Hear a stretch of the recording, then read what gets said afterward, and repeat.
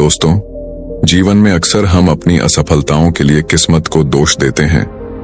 हम सोचते हैं कि हमारे पास पर्याप्त संसाधन नहीं है, हमारी मेहनत बेकार जा रही है और बाकी लोग हमसे बेहतर हैं। लेकिन क्या कभी हमने यह सोचा है कि हमारी असली समस्या हमारी सोच और हमारे कर्म हैं? आज मैं आपको एक ऐसी प्रेरणादायक कहानी सुनाने जा रहा हूं जो न सिर्फ आपकी सोच को बदल देगी, बल्कि आपको यह भी सिखाएगी कि किस्मत के भरोसे बैठने से कुछ नहीं होता। हमारी किस्मत तभी बदलती है जब हम अपने कर्मों में विश्वास रखते हैं।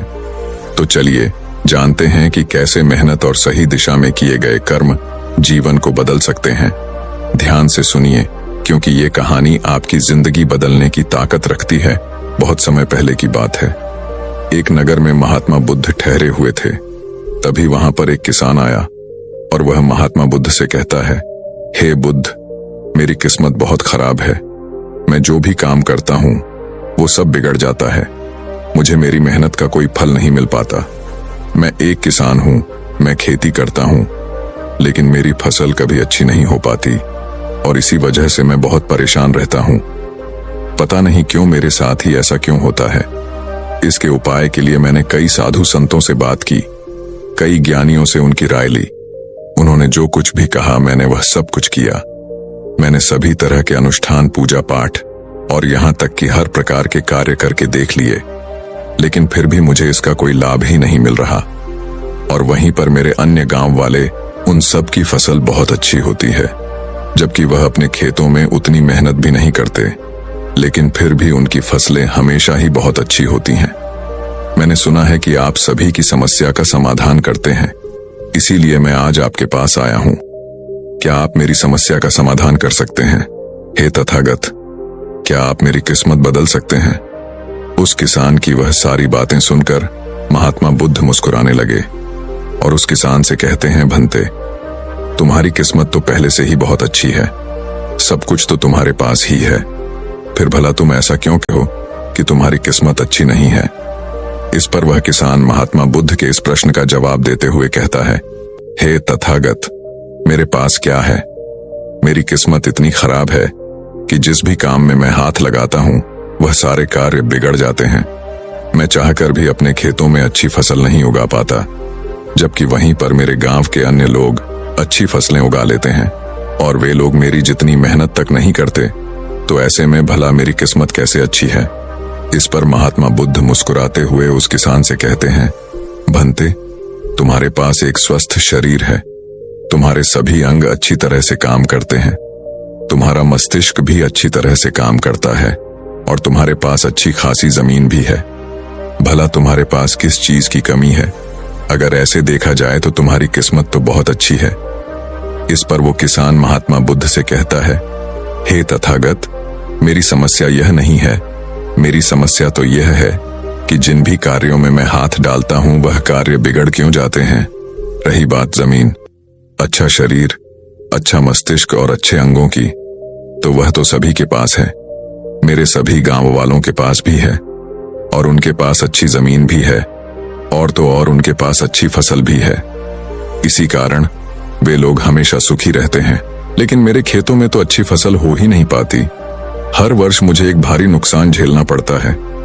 क्या आप मुझे कोई इसका उपाय बता सकते हैं? क्या ऐसा कोई मंत्र, क्या ऐसा कोई तरीका है जिससे मेरी किस्मत एक बार फिर से चमक जाए? इस पर महात्मा बुद्ध उस किसान से कहते हैं, ठीक है, यदि तुम कोई उपाय चाहते हो या कोई मंत्र चाहते हो तो वह मैं तुम्हें अवश्य ही दूंगा, लेकिन उससे पहले मुझे यह बताओ, क्या तुम्हें पता है तुम्हारे खेत में खजाना है? ये सुन वह किसान थोड़ा आश्चर्यचकित हुआ और वह महात्मा बुद्ध से तुरंत ही बोल पड़ा, हे बुद्ध, आप ये क्या कह रहे हैं? मेरे खेत में खजाना है और यह मुझे पता तक नहीं। बताइए, वह खजाना कहाँ है? मैं अभी उसे जाकर निकाल लूंगा। बताइए बुद्ध, वो खजाना कहाँ है? इस पर महात्मा बुद्ध उस किसान से कहते हैं, भंते, वह खजाना तुम्हें ऐसे नहीं मिलने वाला। उसके लिए तुम्हें मेरा कार्य करना होगा। मैं तुम्हें जैसा जैसा कहूंगा तुम्हें वैसा ही करना होगा, तब जाके तुम्हें वह खजाना अवश्य मिल पाएगा। उस किसान ने महात्मा बुद्ध की सारी बातें सुनी और उसके बाद वह किसान महात्मा बुद्ध से कहता है, हे तथागत, बताइए मुझे क्या करना होगा? आप जैसा कहेंगे मैं वैसा करने के लिए तैयार हूं, लेकिन मुझे बता दीजिए कि आखिर वह खजाना मेरे खेत में कहां पर है। इस पर महात्मा बुद्ध उस किसान से कहते हैं, भंते, अपने खेतों में जाओ और अपने खेतों की खुदाई करके एक मिट्टी टोकरी भरकर मेरे पास लाओ। वह किसान तुरंत ही महात्मा बुद्ध की बात मान लेता है। वह भागा भागा अपने खेतों में जाता है और जल्दी जल्दी एक टोकरी मिट्टी भरकर वह वापस महात्मा बुद्ध के पास पहुंचता है। उस मिट्टी को देखने के बाद महात्मा बुद्ध उस किसान से कहते हैं, ठीक है, अब मेरी बात ध्यान से सुनो। अब से 1 महीने बाद अपने खेत की खुदाई करना और जब तुम पूरा खेत खोद दोगे तो उसमें से एक टोकरी मिट्टी फिर से मेरे पास लेकर आना। महात्मा बुद्ध के मुख से यह बात सुनकर वह किसान कुछ देर के लिए सोच में पड़ गया। वह यह सोचने लगा, जब खजाना मेरे खेतों में गड़ा हुआ है तो महात्मा बुद्ध मुझे सीधे सीधे बता क्यों नहीं देते कि वह कहां पर है। उसने कुछ देर सोच विचार करने के बाद महात्मा बुद्ध से आखिरकार यह बात पूछ ही ली। वह किसान महात्मा बुद्ध से कहता है, हे तथागत, यदि वह खजाना मेरे खेतों में है तो आप मुझे बता क्यों नहीं देते कि वह कहां पर है। मैं उसे अभी जाकर निकाल लेता हूं।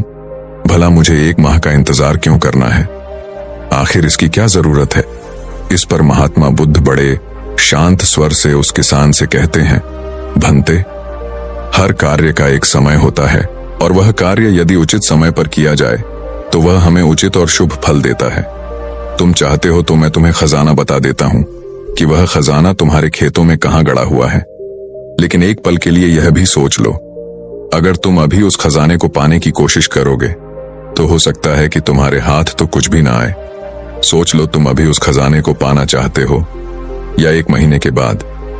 महात्मा बुद्ध के मुख से यह सारी बातें सुनकर वह किसान कुछ देर के लिए सोच विचार में पड़ गया और फिर वह महात्मा बुद्ध से कहता है, हे तथागत, आप जैसा कहेंगे मैं वैसा ही करूंगा। इतना कहकर वह महात्मा बुद्ध को प्रणाम करके वापस घर लौट जाता है। वह जैसे तैसे अपने मन को मार तो लेता है, अपनी इच्छाओं को दबा तो लेता है, किंतु अब भी उसका मन बहुत बेचैन था। वह उस खजाने को जल्द से जल्द पाना चाहता था। रात में उसे खजाने के सपने आया करते थे। वह दिन भर केवल खजाने के बारे में ही सोचता रहता था। जब भी वह खेत जाता तो एक किनारे पर बैठता और उस खजाने के बारे में सोचने लग जाता। दिन भर हर समय उसके मन में केवल खजाना पाने के विचार ही चलते रहते। वह यह सोचता रहता कि जब मुझे खजाना मिल जाएगा तो मैं तो इस नगर का सबसे अमीर आदमी बन जाऊंगा। मेरे पास सारे ऐशो आराम होंगे और मैं अपना जीवन आनंदमय बिताऊंगा। मुझे किसी चीज की कोई कमी नहीं होगी। देखते ही देखते ऐसे ही करीब 1 माह बीत गए और वह अपने खेतों में गया और उसने अपने खेतों में से एक टोकरी मिट्टी खोदी। उस टोकरी में भरकर वह महात्मा बुद्ध के पास पहुंचा और महात्मा बुद्ध से कहता है, हे तथागत, यह लीजिए एक टोकरी मिट्टी जो मैंने अपने खेत से लाई है। अब बताइए वह खजाना कहां पर है? इस पर महात्मा बुद्ध उस किसान से कहते हैं, क्या तुमने अपना सारा खेत खोद दिया? इस पर वो किसान महात्मा बुद्ध से कहता है, नहीं तथागत, आपने कहा था केवल एक टोकरी मिट्टी ही आपको चाहिए, इसलिए मैंने केवल एक टोकरी मिट्टी ही निकाली। भला उसके लिए मुझे पूरा खेत जोतने की क्या जरूरत है? बस आप मुझे यह बता दीजिए कि वह खजाना मेरे खेतों में कहां पर गड़ा हुआ है। मैं जाकर वहीं पर खोदूंगा और वह खजाना निकाल लूंगा। इस पर महात्मा बुद्ध उस किसान से कहते हैं, भंते, वह खजाना पूरा खेत जोतने से ही मिलेगा। यदि तुम अपना खेत नहीं जोतोगे तो वह खजाना कभी नहीं बाहर आने वाला। अब सोच लो तुम्हें क्या करना है। इस पर वह किसान एक बार फिर कुछ देर के लिए सोच विचार में पड़ जाता है और वह यह तय करता है कि वह जाकर अपने खेत को जोतेगा। इसलिए वह महात्मा बुद्ध को प्रणाम करके वापस घर लौट जाता है और अगले ही दिन वह अपना सारा खेत जोतकर एक बार फिर से एक टोकरी मिट्टी भरकर महात्मा बुद्ध के समक्ष पहुंच जाता है। तभी महात्मा बुद्ध उस किसान से कहते हैं, भंते, अभी तुम्हारा खेत ठीक से नहीं जोता गया है। जाकर एक बार फिर कोशिश करो, एक बार फिर अपने खेतों में हल चलाओ। इस पर वह किसान महात्मा बुद्ध से कहता है, हे तथागत, मेरे पास हल नहीं है, बल्कि मैं खुद से ही हल की जगह पर खेत जोतता हूं। इस पर महात्मा बुद्ध उस किसान से कहते हैं, कोई बात नहीं भंते, एक बार फिर परिश्रम करो। और इस परिश्रम का फल तुम्हें अवश्य मिलेगा। वह किसान महात्मा बुद्ध की बात मान लेता है और वह एक बार फिर से अपने खेतों में मेहनत करता है। वह एक बार फिर से हल चलाता है और एक टोकरी मिट्टी लेकर वह महात्मा बुद्ध के समक्ष फिर से उपस्थित हो जाता है। मिट्टी देखकर महात्मा बुद्ध उस किसान से कहते हैं, हाँ अब ठीक है, किंतु अब तुम्हें मेरा दूसरा कार्य करना होगा। इतना कहकर महात्मा बुद्ध उस किसान से कहते हैं, जाओ और अपने खेतों में उन फसलों की बीज डालो जिन फसलों को तुम उगाना चाहते हो। इस पर वह किसान थोड़ा अचरज में महात्मा बुद्ध से कहता है, हे तथागत, आपने तो खजाने की बात की थी, फिर बीच में यह फसल कहां से आ गई? इस पर महात्मा बुद्ध उस किसान से कहते हैं, भंते, अगर तुम्हें खजाना चाहिए तो तुम्हें मिट्टी में बीज तो डालने ही होंगे। इस पर वह किसान महात्मा बुद्ध से कहता है, हे तथागत, आप जैसा कहेंगे मैं वैसा करने के लिए तैयार हूं, किंतु यदि मैं अभी बीज लेने जाऊंगा तो वो मुझे महंगे पड़ेंगे और अभी मेरे पास इतना धन भी नहीं है। यदि मैं कुछ समय बाद उसे लेने जाऊंगा तब वह मुझे सस्ते मिल सकते हैं। इस पर महात्मा बुद्ध उस किसान से कहते हैं, भंते, मैंने तुम्हें कहा था, यदि हम किसी कार्य को सही समय पर करते हैं तो हमें उचित लाभ मिलता है, किंतु अगर वही कार्य उस समय पर नहीं होता तो उसका फल हमें नहीं मिल पाता। इसीलिए आज ही जाओ और अपने खेतों में बीज डालो। वह किसान महात्मा बुद्ध की बात मान लेता है। वो महात्मा बुद्ध को प्रणाम करके बीज लेने निकल जाता है। बीज लाकर वह अपने खेतों में भी डाल देता है और फिर वह महात्मा बुद्ध के पास वापस पहुंचता है और बुद्ध से कहता है, हे तथागत, आपने जैसा कहा था मैंने वैसा ही किया। अब मुझे बताइए कि आखिर मेरे खेतों में वह खजाना कहां पर है ताकि मैं उसे निकाल सकूं। इस पर महात्मा बुद्ध मुस्कुराने लगे और उस किसान से कहते हैं, भंते, अभी तो तुम्हें एक और कार्य करना है, उसके बाद वह खजाना तुम्हें खुद ब खुद दिखेगा। किसान महात्मा बुद्ध से कहता है, हे तथागत, बताइए अब वह कौन सा काम है जो मुझे करना है। इस पर महात्मा बुद्ध किसान से कहते हैं, जो भी बीज तुमने अपने खेतों में डाले हैं, अब से तुम्हें उनकी देखभाल करनी है। उन्हें प्यार से सींचना है और देखना उन्हें कोई तकलीफ ना हो, वह स्वस्थ रहे, उन्हें कोई बीमारी या कीड़ा ना लगे। यदि ऐसा हुआ तो तुम्हें वह खजाना नहीं मिल पाएगा। और यदि तुम्हारे खेत का हर एक बीज अंकुरित हो गया और वह अपनी संपूर्णता तक पहुंच गया तो वह खजाना तुम्हें अवश्य ही दिखाई देगा और तब तुम्हें मेरे पास आने की कोई आवश्यकता भी नहीं पड़ेगी। उस किसान ने महात्मा बुद्ध की सारी बातें मान ली और उसके बाद वह महात्मा बुद्ध को प्रणाम करके वापस घर लौट गया। अब से वह अपने खेतों की देखरेख करने लगा। उस किसान ने अपने खेतों पर पूरा ध्यान दिया, किंतु अब भी उसे सपनों में वह खजाना ही नजर आता था और वह मन ही मन सोचता था कि बस एक बार यह फसल पूरी तरह से स्वस्थ हो जाए तो वह खजाना भी मुझे मिल ही जाएगा। इसी सोच के साथ वह उन फसलों की देखरेख में दिन रात लगा रहता। उसने अपनी फसलों पर किसी प्रकार की कोई विपदा नहीं आने दी और देखते देखते वह दिन भी आ गया। जब उसकी फसल उसके खेतों में लहलहा रही थी तभी उसे महात्मा बुद्ध की बात याद आई। महात्मा बुद्ध ने कहा था कि जब तुम्हारी फसलें तैयार हो जाएंगी तो तुम्हें तुम्हारा खजाना भी मिल जाएगा। ये बात याद आते ही उस किसान की आंखों में आंसू आ गए। जो खजाना उसके खेतों की जमीन में हुआ था वह बाहर आ चुका था। उसके जैसी फसल उसके गांव में किसी की नहीं हुई थी। उसकी फसल से उसके सभी कर्ज भी पूरे होने वाले ही थे और सभी गांव वाले उसकी मेहनत को देखकर बहुत खुश थे और उस किसान की तारीफ कर रहे थे। लेकिन तभी उस किसान को महात्मा बुद्ध की याद आई और वह खुद को महात्मा बुद्ध के समक्ष पहुंचने से रोक ना पाया। वह तुरंत ही महात्मा बुद्ध के चरणों में जा गिरा और उनसे कहने लगा, हे तथागत, आपने जो खजाना मुझे बताया था वो मुझे मिल गया है, लेकिन मुझे यह बात नहीं पता चल रही कि वह खजाना मुझे पहले क्यों नहीं मिला। इस पर महात्मा बुद्ध उस किसान से कहते हैं, भंते, हमेशा किस्मत को दोष देना सही नहीं होता। पहले तुम अपनी किस्मत को सही करने में लगे हुए थे, लेकिन तुम यह भूल रहे थे कि तुम्हारी किस्मत तो पहले से सही थी। तुम सही काम नहीं कर पा रहे थे।